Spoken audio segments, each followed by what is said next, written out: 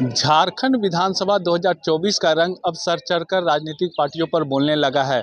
जुबानी जंग तेज हो चुकी है और इसी के तहत आज सांसद संजय सेठ के द्वारा मोहन कॉम्प्लेक्स में एक प्रेस वार्ता का आयोजन किया गया, जिसमें उन्होंने मुख्यमंत्री हेमंत सोरेन के उम्र को लेकर सवाल खड़ा किया।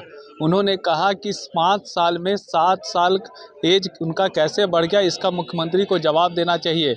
यह कहीं ना कहीं झारखंड की जनता के साथ धोखा किया गया। मौके पर क्या कुछ कहा गया, आइए आपको सुनाते हैं। दीपावली का पर्व आपस में बधाई शुभकामना देने का आप भी सोचते हो। इस साल भर तो आप सबको प्रेस वार्ता में आमंत्रित करते ही है। दीपावली में आमंत्रण करना, आपसे मुलाकात करना एक हमारा भारतीय संस्कृति है। और दीपावली अब तो हिंदुस्तान की सीमा भी पार हो गई है, क्यों दीपावली सिर्फ हिंदुस्तान की दीपावली नहीं रही, अब दुनिया के बड़े बड़े देशों में बड़े बड़े राष्ट्राध्यक्ष के घरों में दीपावली होती है। चाहे वो अमेरिका हो, रशिया हो, ब्रिटेन हो, जर्मनी हो, जापान हो, कीनिया, हर जगह। और यह जो भारतीय संस्कृति फैली, जो भारत के युवा आज परचम लहरा रहे, तो इसीलिए हम सब ने ये सोचा कि आज दीपावली के दिन और सोहराय पर, काली पूजा, इस अवसर पर आप सबका अभिनंदन। और जब आपसे मुलाकात हो रही है तो 2-3 राजनीतिक चर्चा भी हो जाए। अब देखो, हमारे यहाँ बहुत बड़े बड़े जादूगर हैं और बड़े बड़े साइंटिस्ट भी हैं हमारे यहाँ। एक हमारे यहाँ राजकुमार हैं, आप सबको पता है, आलू से सोना बनाते हैं, जलेबी की फैक्ट्री भी खोलते हैं। और एक हमारे यहाँ राजकुमार हैं जो 5 साल में 7 साल के हो जाते हैं। मतलब 2019 में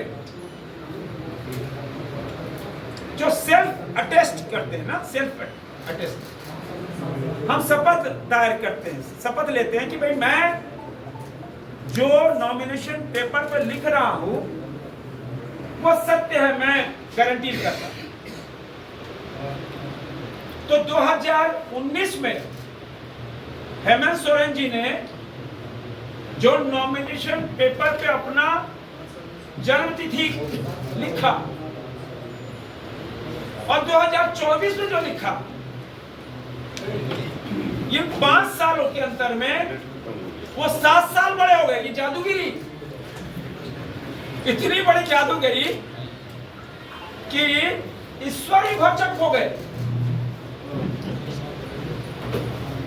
देवता लोग जहां बैठे होंगे वो भी माथा पीट रहे होंगे कि एक आदमी 5 साल में 7 साल कैसे हो सकता है। ये फ्रॉड है, ये चीट है और चुनाव आयोग के साथ चीट है। हमेशा आप देखो, ये इंडी गठबंधन वाले लोग जब चुनाव हारते हैं तो कहते हैं चुनाव आयोग ने प्रश्न चिन्ह लगाते हैं, ईवीएम में प्रश्न चिन्ह लगाते हैं। अब इन्होंने चुनाव आयोग को ही ठग लिया। राज्य की जनता को तो ठगते ही आ रहे, चाहे युवाओं को ठगना हो, महिलाओं को ठगना हो, 2000 रुपए चूल्हा खर्चा देंगे, शादी में एक सोने का सिक्का देंगे। दिशोम गुरु की कसम खाई थी इन्होंने कि भाई हम तो दिशोम गुरु शिबू सोरेन जी की कसम खाते हैं कि 5 लाख नौकरी नहीं देंगे तो राजनीति तो संन्यास नहीं। तो सबको ठगा। अब तो ताजा उदाहरण है कि चुनाव आयोग को भी ठग लिया। ये पब्लिक प्रॉपर्टी हो जाती है। हम जो नॉमिनेशन पेपर में डिक्लेरेशन देते हैं वो पब्लिक प्रॉपर्टी हो जाती है। आप नेट में आप चेक कर सकते हैं। अब तो चुनाव आयोग को संज्ञान लेना चाहिए कि उन्हें 2019 में इन्होंने फ्रॉड किया कि 2024 में फ्रॉड किया। चुनाव आयोग को तुरंत इस पर संज्ञान लेकर कार्रवाई करनी चाहिए। एक संवैधानिक पद पे बैठा हुआ था। This is not human error, this is fraud. और तभी भारतीय जनता पार्टी, क्योंकि हम तो चुनाव पे विश्वास है, हमको संविधान पे विश्वास है, हमको ईडी पे विश्वास है, हमको सीबीआई पे विश्वास है, हमको इनकम टैक्स पे विश्वास है, हमके देश की जनता पे विश्वास है, देश की सेना पे विश्वास है, हमको तो सब पे विश्वास है। अविश्वास तो करने वाले वो लोग हैं। और कितना फ्रस्ट्रेशन है, इनका काउंटडाउन शुरू है। राज्य की जनता का मूड इन्होंने भग लिया कि जहां भी जा रहे हैं इनको निगेटिविटी महसूस हो रही है, तभी यह फ्रस्ट्रेशन में आके गलतियां कर रहे हैं। राज्य की जनता ने इनको नकार दिया है और भारतीय जनता पार्टी पूरे सूबे के अंदर जो उत्साह का वातावरण दिख रहा है। मैं अभी खिजरी में सुबह था, अभी बाबूलाल मरांडी जी के साथ मैं पिठोरिया में था। कार्यकर्ता तो छोड़ दो, आम लोग, आज तो दिवाली का टाइम है, दिवाली के दूसरे दिन आज भी नहीं दिवाली है, तो लोग घरों में रहते हैं, लेकिन आज पिठोरिया में जो भीड़ उमड़ी, सिर्फ कार्यालय उद्घाटन में गए थे। आज सुबह सुबह मैं अनगढ़ा में था, चतरा गांव में गया था, वहां जो भीड़ उमड़ी तो हतप्रभ है सब कि सूबे की जनता ने यह ठान लिया है कि इस झूठी सरकार, इस फरेब वाली सरकार, ये वादा खिलाफी वाली सरकार को किनारे लगाना है और इनकी विदाई करना है। और इस प्रदेश के अंदर भारतीय जनता पार्टी के नेतृत्व में सरकार बनाएंगे, ये संकल्प राज्य की जनता लेगी। अब इतना फ्रस्ट्रेशन में है कि अब व्यापारियों को भी धमका रहे हैं, उन पे भी प्रेशर डेवलप कर रहे हैं, उनको भी कार्रवाई का भय दिखाकर कार्रवाई कर, एक भय का वातावरण। लेकिन कितना कर लो, भाजपा कार्यकर्ता को आप डरा नहीं सकते, भाजपा समर्थकों को आप डराकर धमकाकर कार्रवाई कर पीछे नहीं हटा सकते। और इसीलिए ये जो कार्रवाई सब हो रही है, तो हम हतोत्साहित नहीं है, जनता हतोत्साहित नहीं है, जनता और कार्यकर्ता उत्साहित है, जिसका परिणाम हुआ कि वो फ्रस्ट्रेशन में आ गए। तो हमारी चुनावी जो सरगर्मी है, जो वातावरण है, बहुत तेजी से बढ़ रहा है। और मैं तो अपने रांची लोकसभा की बात कर रहा हूं। रांची विधानसभा, हटिया विधानसभा, कांके विधानसभा, खिजरी विधानसभा, सिल्ली विधानसभा, ईचागढ़ विधानसभा, ये 6-0 होगा। 6-0 से एनडीए गठबंधन रांची लोकसभा में लीड करेगा। और सीपी सिंह जी जो लगातार 30 वर्षों से सेवा भाव से, आप सब गवाह हो, छोटी से छोटी घटना में सीपी सिंह हाजिर होते,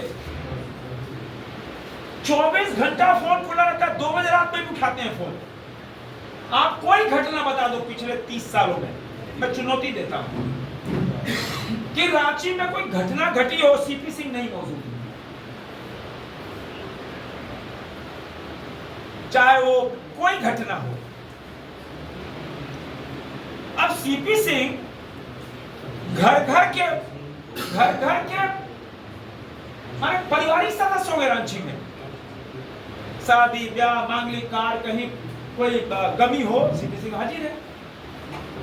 तो हमको तो ऐसा ही प्रतिनिधि चाहिए जो हमारे घर का हो, बांग्लादेशी नहीं हो।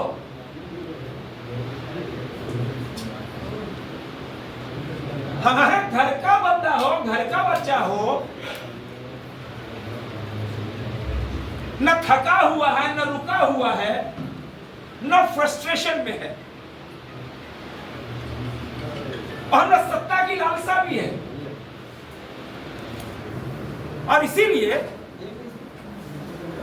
हम सब जब बांग्लादेश के अंदर हिंदुओं पे जब आक्रमण हुआ,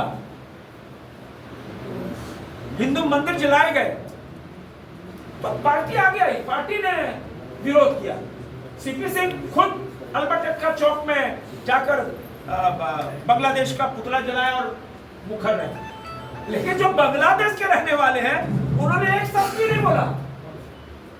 तो रांची की जनता को तय करना है कि हमारा नुमाइंदा कौन होगा। और इसी तरह हटिया, इसी तरह कांके और खिजरी और सिल्ली और ईचागढ़, ये बहुत सारे भ्रम फैलाएंगे। लेकिन इस बार जनता किसी भ्रम में पड़ने वाली नहीं है, क्योंकि जनता मान चुकी है हमको मोदी जी का विकास चाहिए, हमको मोदी जी का नेतृत्व चाहिए। जिस मोदी ने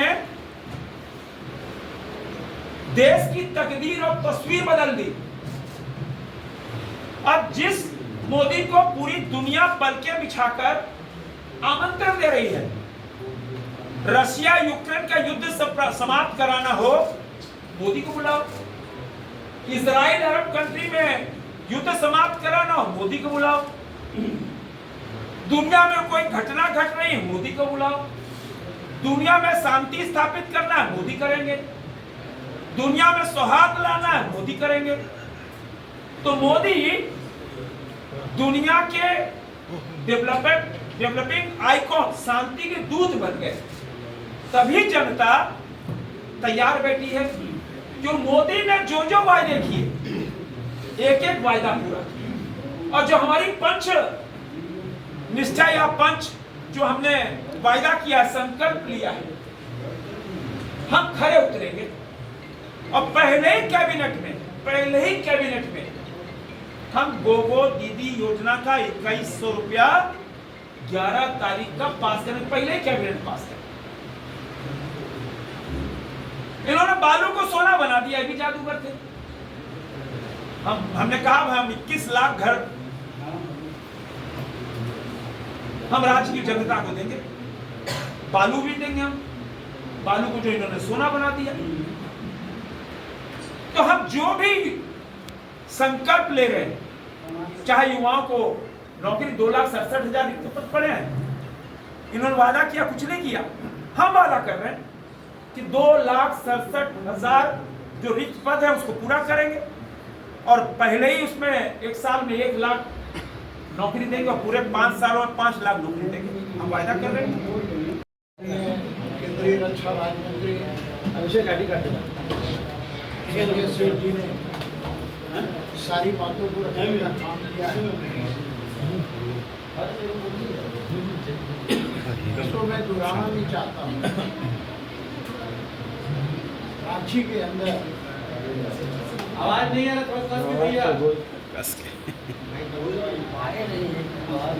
एक्सीलेटर में धीरे धीरे बढ़ा रहा हूँ।